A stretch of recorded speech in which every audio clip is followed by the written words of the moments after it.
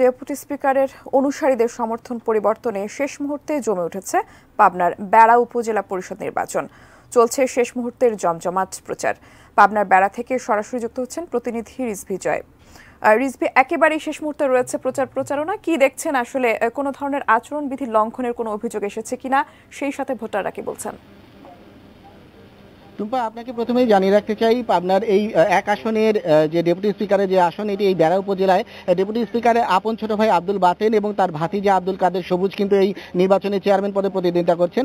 এছাড়াও আরও 9 জন প্রার্থী কিন্তু রয়েছেন। তো সেক্ষেত্রে আসলে প্রথম থেকেই ডেপুটি স্পিকার এই নির্বাচনে আসলে তেমন বেশি প্রভাব বিস্তার করেননি, কিন্তু তার সমর্থকদের মধ্যেও কিন্তু বেশ কয়েকজন প্রার্থী এখানে ছিলেন। তো সেক্ষেত্রে তার ভাইয়ের পক্ষ অবলম্বন না করার ফলে এখানে যারা তার অনুসারী রয়েছেন তাদের মধ্যে কিন্তু বেশ কয়েকজন প্রার্থী হয়েছিলেন। কিন্তু গতকালকে ডেপুটি স্পিকারের পুত্র এবং বেড়া পৌর মেয়র এবং উপজেলা আওয়ামী লীগের সভাপতি আসিফ শামস রঞ্জন তিনি আনুষ্ঠানিকভাবেই এখানে মোটরসাইকেল মার্কা প্রতীকের প্রার্থী রেজাউল হক বাবুকে সমর্থন ঘোষণা করেছেন। তারপরে কিন্তু এখানকার যে নেতাকর্মীরা রয়েছেন তাদের মধ্যে কিন্তু একটি বেশ বিভিন্ন ধরনের কথাবার্তা গুঞ্জন এগুলো চলছে এবং তা নিয়ে আসলে নির্বাচনের ভোটের মাঠে তারা কিন্তু এটি ব্যাপক প্রভাব ফেলবে বলে মনে করছেন। আমরা একটু কথা বলার চেষ্টা করবো বেড়া পৌর আওয়ামী লীগের সাধারণ সম্পাদক এবং উনিও একজন প্রার্থী কাপ্পিরিচ মার্কা প্রতীকের।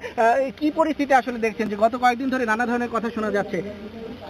আমি বেড়া উপজেলার বিভিন্ন ইউনিয়নে আওয়ামী লীগের নেতাকর্মীদেরকে সাথে নিয়ে নির্বাচনী প্রচারণায় এগিয়েছিলাম।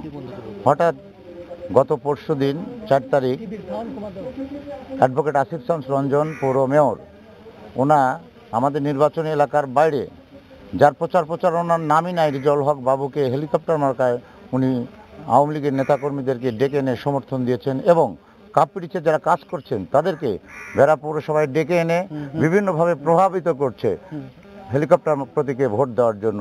আমি এর তীব্র নিন্দা জানাই।